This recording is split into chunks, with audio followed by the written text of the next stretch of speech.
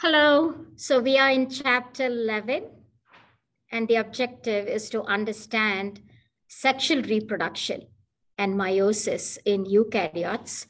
The main student learning outcomes in this chapter is to describe and understand the cellular events that take place during meiosis, to understand the difference between mitosis and meiosis. You'll be able to explain what causes genetic variation in eukaryotes and likely touch upon the life cycles of a fungi and a plant, like a fern and a mold fungus.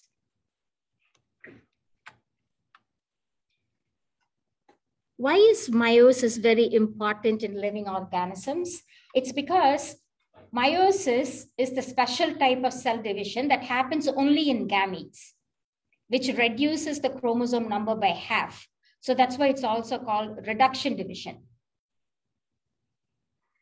And it also has a evolutionary significance because it brings about genetic diversity, which is very, very important for surviving in the environment.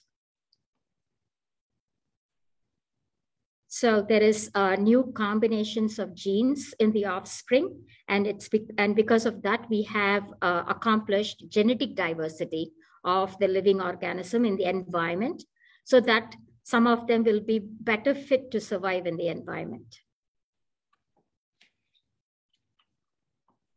So this is the human life cycle. On top, you can see a picture, a snapshot of all the chromosomes in the human body lined up from 1 to 23. The first 22 are called autosomes, and the last set of chromosomes are the sex chromosomes.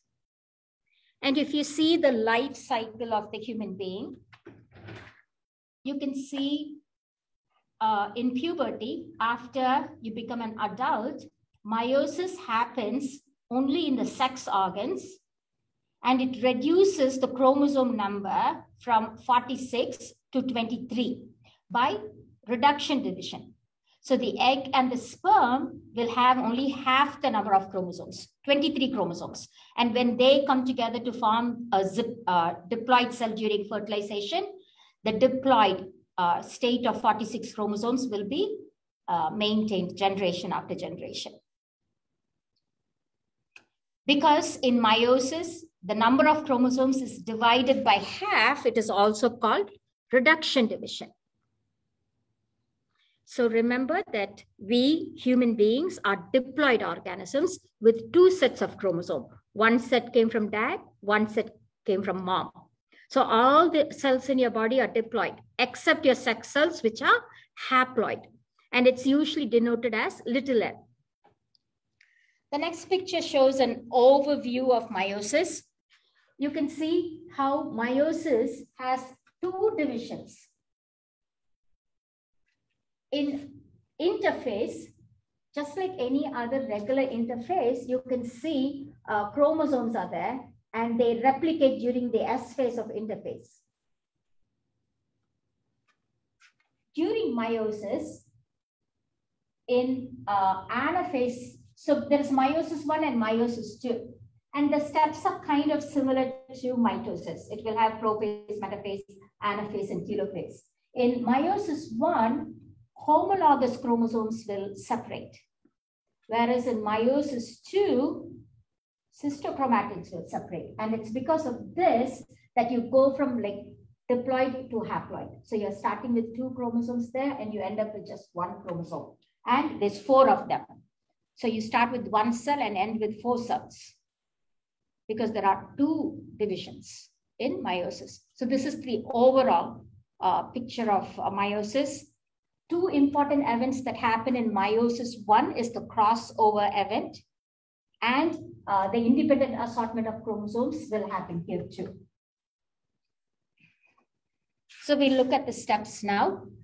Before we go to the steps, let's understand this phenomena of crossover. So here, these are homologous chromosomes, the red and the blue. They came from 2 different parents. they will come together. Homologous chromosomes will come together and they will form a complex called synaptonemal complex. And the complex will be held together by certain special proteins. And the sister chromatid arms will cross over and they will cut and paste at the point of crossover. The point of crossover is called chiasma. And when they are together, it is called as a tetrad because there's like 4 arms. So it's called tetrad.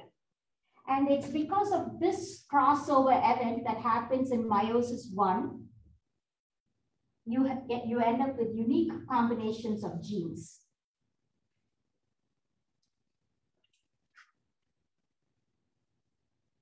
So crossing over will happen between non-sister chromatids of homologous chromosomes. And because of that, there's new combination of genetic material.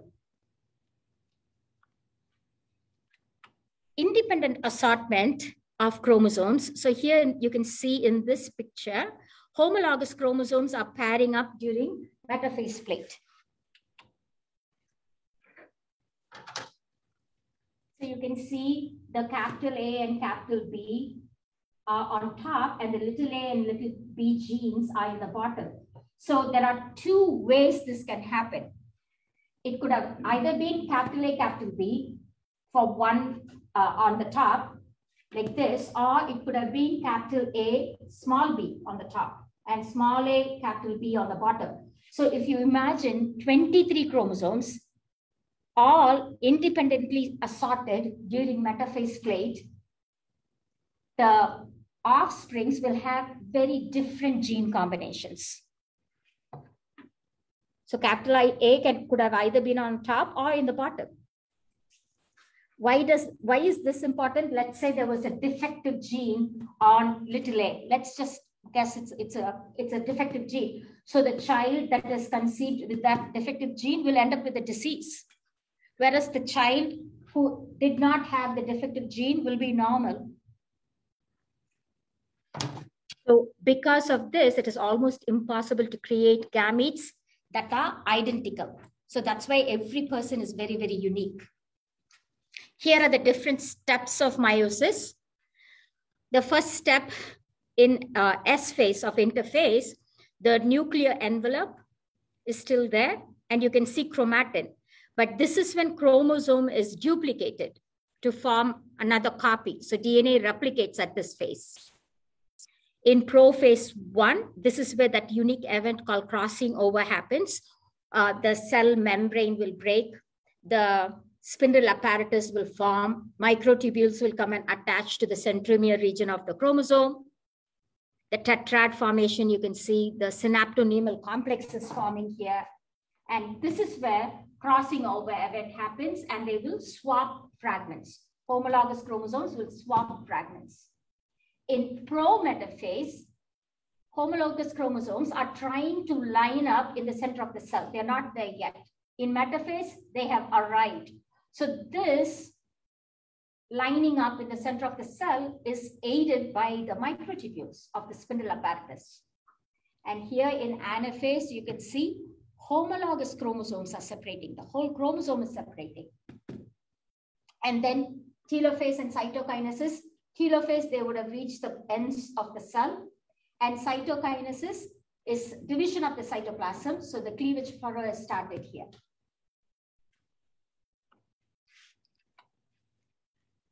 After the cell cytokinesis happens, there's no interphase now. Cell mitosis happens one more time. So these steps are just like mitosis. So meiosis 2 is very similar to mitosis. No interphase. It enters prophase. Same steps will happen in prophase. Nuclear membrane will break. Spindle apparatus will start to form. Centrioles are moving to the poles. The spindle apparatus will attach to the centromere region and it will tug at it and pull at it. Prometaphase, they are trying to arrive to the center of the cell.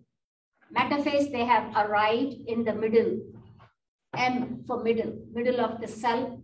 Anaphase, sister chromatids will separate. A for apart. Sister chromatids will separate. Telophase, the sister chromatids have arrived in the end of the cell and then followed by cytokinesis. So there's these orderly events, or in orderly events that happen in order to make haploid gametes. What is the main difference between mitosis and meiosis? In mitosis, it's only one cell division, IPMAT. You start with the diploid cell, you end with the diploid cell. There is no crossing over, none of those in mitosis. Whereas in meiosis, there are two cell divisions. There's meiosis 1 and meiosis 2. Another thing to remember is that important crossing over that happens in prophase 1. Independent assortment of chromosomes that happens in metaphase. You know, the chromosomes could have been like this or like this. And of course, the most important concept in meiosis is you start with diploid cell, one diploid cell, and you end up with 4 haploid cells. So it's reduction division. And it happens, of course, only in the gametes. Mitosis happens in your body cells. So these are the main differences between mitosis and meiosis. However, you know, there are some errors that can happen in meiosis. One error is called non-disjunction. So here what's happening is, see here in meiosis 1, homologous chromosomes line up during metaphase and they are equally divided. But you can see here a fault has happened. The division of chromosomes is not equal, it is unequal. And because of this, look at what happened to the gametes. One gamete has, its gametes has an extra chromosome and one has one less chromosome. So the homologous chromosomes, instead of dividing equally and going to the poles, both of them went to the same pole. Unequal division of chromosome. And it's because of that. One good example is Down syndrome. It is also called trisomy 21, chromosome number 21. There's an extra copy of it. So there are many genetic disorders because of a mistake in the chromosome number. So it can be traced back to this non-disjunction event in meiosis. And here this graph shows that with increase with the mother's age, the incidence of Down syndrome increases. The next slide shows a few more examples of abnormalities in chromosome. If you have the correct number of chromosome, it is called as euploid. Anytime there's a change in the number of chromosome, it's called aneuploid. We'll just see one example. So here's an extra Y chromosome. That's 2 Y chromosomes. So that results in Klinefelter syndrome. Turner syndrome, so these are all sex chromosome abnormalities. So the sex chromosome Y is missing, and then that results in Turner syndrome. And this table here shows the probability or the frequency in the population.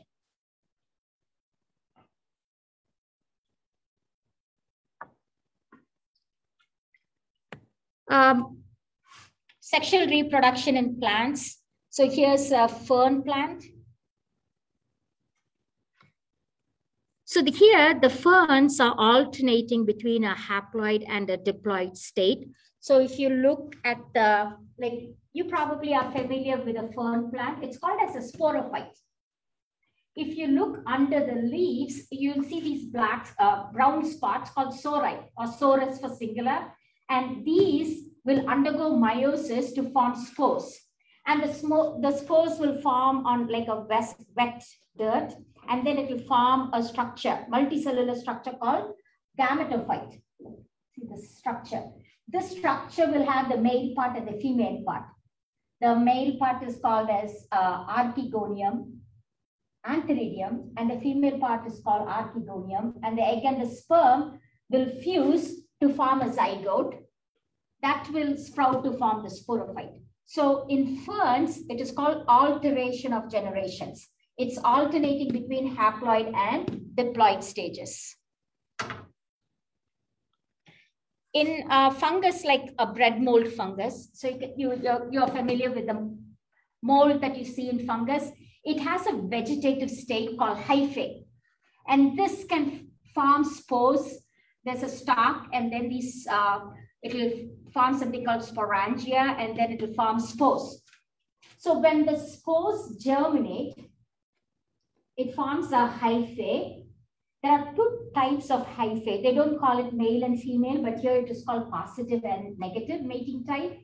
That can fuse to form, by nuclear fission, it will form a zygospore. First, the cytoplasm will fuse, and then the nucleus will fuse to form a zygospore. That will undergo meiosis to form spores. So this is the life cycle we see in fungus. And again, you can see both diploid and haploid. So these are the main points in this lecture, and I hope it was clear for you.